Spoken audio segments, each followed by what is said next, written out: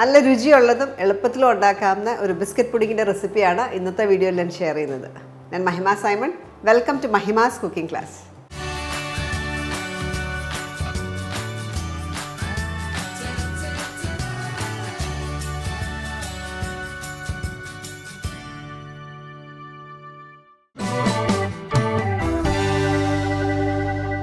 Biscuit പൊടിക്ക് ഉണ്ടാക്കാനായിട്ട് നമുക്ക് ആദ്യം കുറച്ച് ഇൻഗ്രീഡിയൻസ് എല്ലാം കൂടെ ഒരു സോസ് പാനിലേക്ക് മിക്സ് ചെയ്യാം.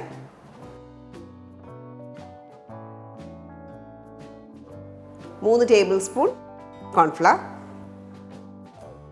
2 ടേബിൾ സ്പൂൺ കൊക്കോ പൗഡർ,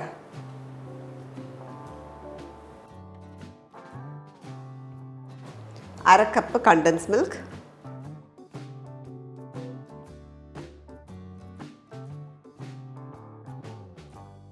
പിന്നെ 1/2 ലിറ്റർ പാല്, 2 കപ്പ് പാല്.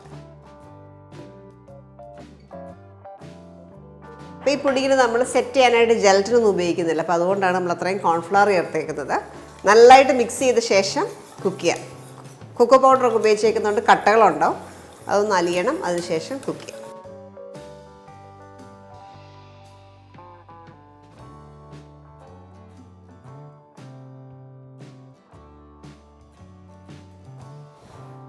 നമ്മൾ കോൺഫ്ലവർ ഉപയോഗിച്ചേക്കുന്നതുകൊണ്ട് തന്നെ കണ്ടിന്യൂസ് ആയിട്ട് ഇളക്കി വേണം അത് ചൂടാക്കാനായിട്ട്, അല്ലെങ്കിൽ താഴേക്ക് അത് സെറ്റിലാവും, കട്ടകൾ ഫോം ചെയ്യും.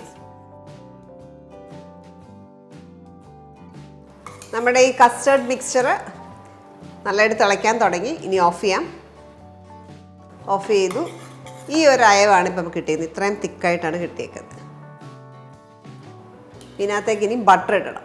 ബട്ടർ ഇടുന്നത് എന്തിനാണെന്ന് ചോദിച്ചാൽ നമ്മുടെ സെറ്റ് ചെയ്യാനായിട്ട് ബട്ടർ ഹെൽപ്പ് ചെയ്യും, ഒന്നുകൂടെ ടേസ്റ്റി ആവും. ഇത് 50 ഗ്രാം ബട്ടറാണ്. ഞാൻ സോൾട്ടഡ് ബട്ടറാണ് ഉപയോഗിച്ചേക്കുന്നത്, അതുകൊണ്ട് എക്സ്ട്രാ സോൾട്ട് ഇടത്തില്ല. അൺസോൾട്ടഡ് ബട്ടർ ഉപയോഗിക്കുന്നെങ്കിൽ എപ്പോഴും ഒരു നുള്ള ഉപ്പും കൂടെ ചേർക്കുക.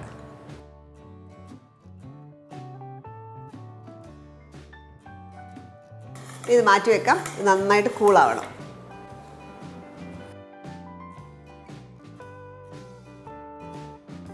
ഇതിൻ്റെ ചൂടൊക്കെ പോയി. ഇതിനകത്തേക്ക് കുറച്ച് വാനില എസൻസ് ചേർക്കാം. ഒരു 1/2 ടീസ്പൂൺ വാനില എസൻസ്,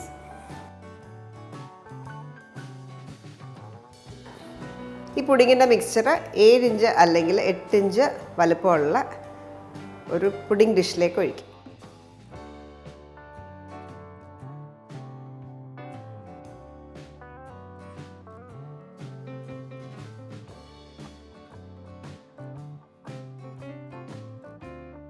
ഇതിലേക്ക് ബിസ്ക്കറ്റ്സ് അറേഞ്ച് ചെയ്യാം. അപ്പോൾ ഒന്നെങ്കിൽ നിങ്ങൾക്ക് ഇത് വേണമെങ്കിൽ നന്നായിട്ട് തണുപ്പിച്ചിട്ട് വേണമെങ്കിലും ബിസ്ക്കറ്റ് അറേഞ്ച് ചെയ്യാം. അപ്പം ബിസ്ക്കറ്റ് സോഗി ആവാണ്ടിരിക്കും. ഒന്ന് ബ്രേക്ക് ചെയ്ത് വെക്കുകയാണ്.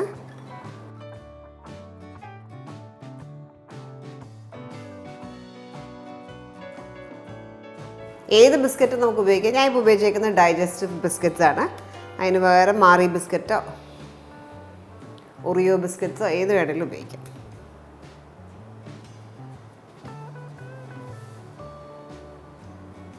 ചെറിയ പീസസ് ആയിട്ട് ഒടിച്ചിടുകയാണ്.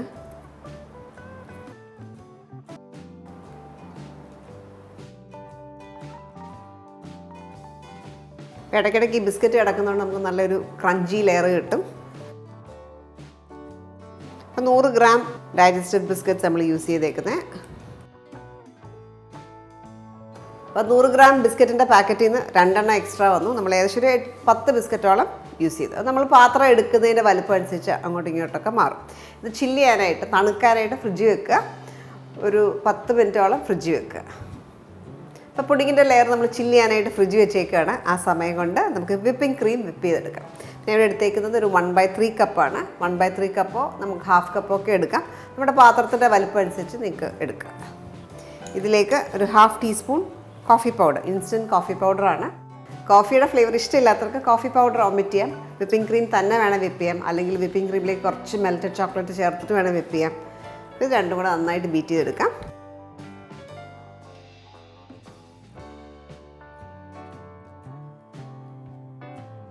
അപ്പം നോക്കിയാൽ സോഫ്റ്റ് പീക്സ് ആയിട്ടേ ഉള്ളൂ. കുറച്ച് നേരം കൂടെ ബീറ്റ് ചെയ്യുക.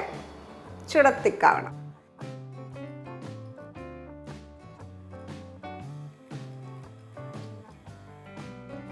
അപ്പം നല്ല തിക്കായി.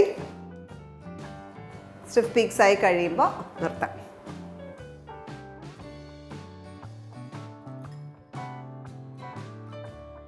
നമുക്ക് സ്പ്രെഡ് ചെയ്യാം.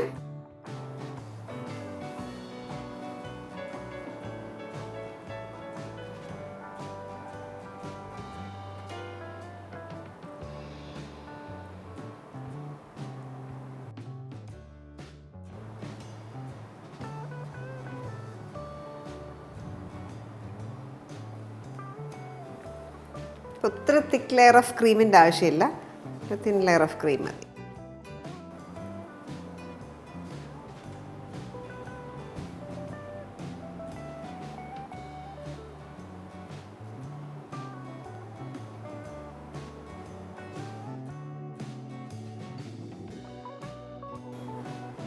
ഇത് ചോക്ലേറ്റ് ഗ്രേറ്റ് ചെയ്ത് വെച്ചിട്ട് ഗാർണിഷ് ചെയ്യാം.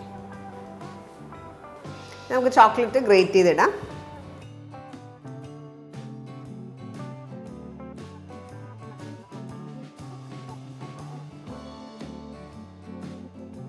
ഗ്രേറ്റഡ് ചോക്ലേറ്റ് വെച്ചിട്ട് ഫുൾ കവർ ചെയ്തു. ഇനി നല്ലതായിട്ട് തണുപ്പിച്ചിട്ട് വേണം ഇത് സെർവ് ചെയ്യാനായിട്ട്.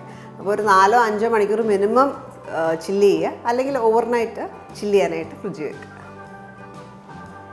അപ്പോൾ അധികം സമയമൊന്നും എടുക്കാതെ വളരെ എളുപ്പത്തിൽ നമ്മൾ ഉണ്ടാക്കിയ ഒരു ഡെസേർട്ടാണ് ബിസ്ക്കറ്റ് പുഡിംഗ്. അപ്പോൾ എപ്പോഴും നിങ്ങൾ ചെയ്യുമ്പോൾ തലേദിവസം ചെയ്ത് വെക്കുകയാണെങ്കിൽ നമ്മൾ സ്ലൈസ് ചെയ്യുമ്പോൾ ഒന്നുകൂടെ എളുപ്പമായിരിക്കും. എന്നാലും ഒരു ക്രീമി ഡെസേർട്ടാണ്. ഇത് നമ്മൾ കഴിക്കുമ്പോൾ ഇത് കട്ട് ചെയ്യുമ്പോൾ ഇത് കാണാം.